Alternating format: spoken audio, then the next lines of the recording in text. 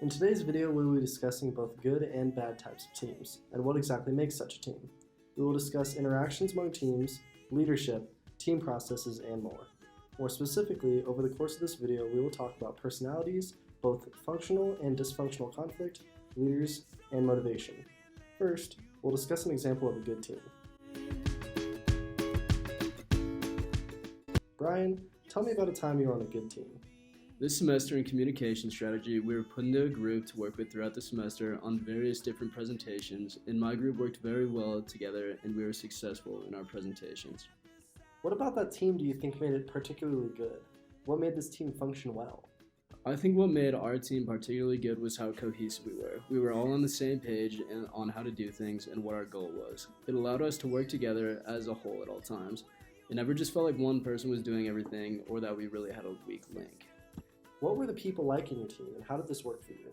We were all very similar in personalities. I would say from the concepts in class, we were all very high in agreeableness, openness, and extroversion. We rarely found ourselves in disagreement, and when we did, it was functional conflict as we civilly talked through and came up with a better solution while getting closer as a team.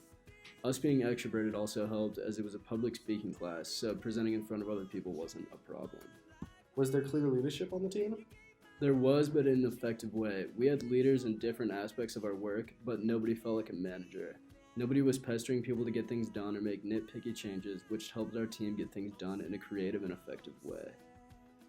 Now, to discuss a bad team, we're going to talk to Andrew. Andrew, what team was this? My 5th grade football team was the worst team I've ever been on. We went 0-11. What about that team do you think made it particularly bad? What made this team function poorly?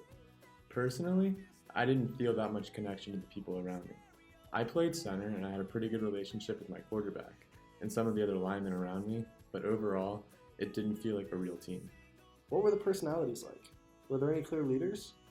There were not any clear leaders. Usually a few key members of the team might take charge and lead the group in a way that promotes camaraderie and cohesion, but I do not remember anyone in particular who took charge. I remember a few of my teammates were social loafers who did not want to put in the work in practice and assumed that everything would just fall into place come Sunday morning. I think the old saying that you practice like you play is very important. How would you describe the overall motivation of the team?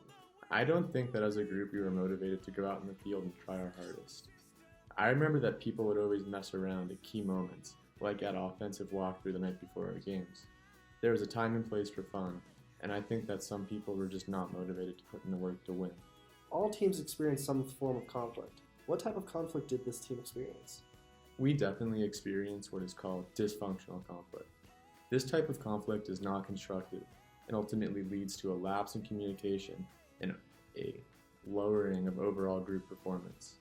I recall that we would play the blame game after some particularly bad losses. Though individual mistakes were made, you win and lose as a team, and a team cannot function when all these petty squabbles are going on around us. As you can see, not only are teams made up of several different components, but those components end up affecting the success of the team. We've seen aspects of both good and bad teams and how they functioned. Thank you for joining us today.